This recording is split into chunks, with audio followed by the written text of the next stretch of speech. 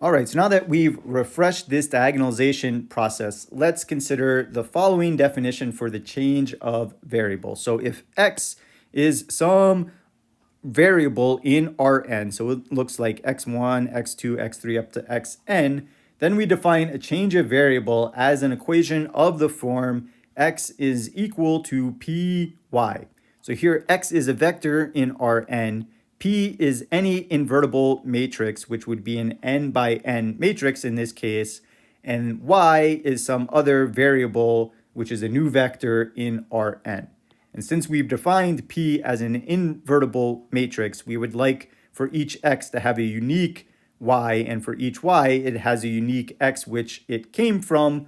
That's why we would like to require that P is invertible. This allows us to also say a change of variable could be written where y is equal to P inverse times x. So we're just going to multiply one variable times an invertible matrix to get the other. Okay, so for example, if we were thinking about a change of variable in R2, if I have some vector y, y1, y2 that I've chosen some coordinates for Rn, and I have some invertible matrix P, such as the matrix 0, 1 for the first column and minus 1, 0 for the second column. This is invertible since the determinant of this matrix is not equal to 0. Then we can define a change of variable from y to x by defining x as the product of this matrix P and y.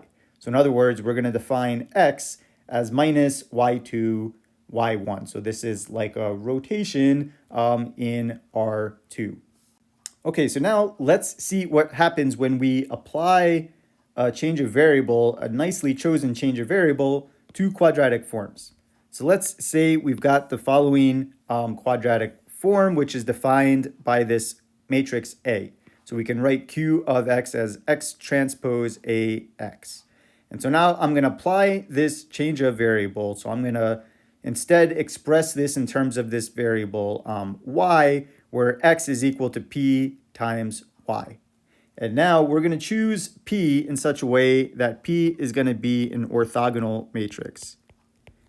And recall that since A is the matrix for this quadratic form, A is symmetric.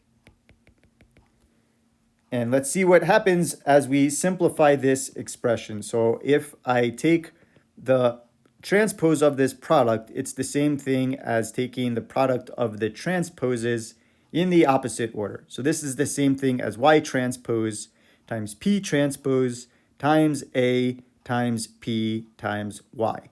So now over here, we've got this expression p transpose a times p. So if we choose this matrix P so that it's this orthogonal matrix that we use when we diagonalize it, then this expression right here is exactly going to be a diagonal matrix D. So this we can rewrite as y transpose D times y.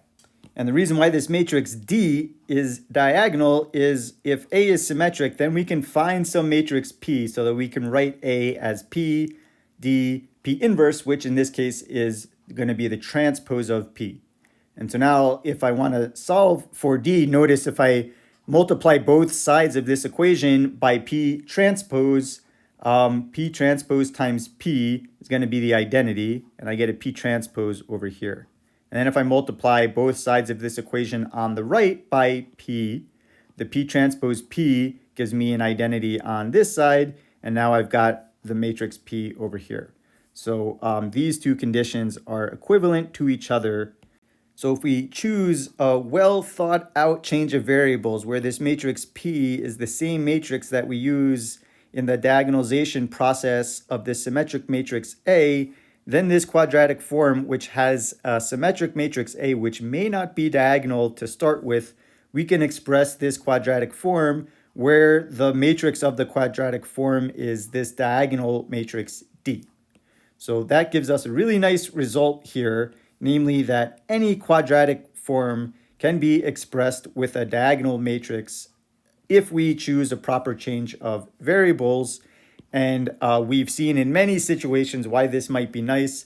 Diagonal matrices are just so much nicer to work with than matrices in general. We can calculate their determinants really quickly. We can find their eigenvalues really quickly. We can find the inverse of them really quickly. So by choosing a strategic change of variables, we can simplify the form that we use to express quadratic form.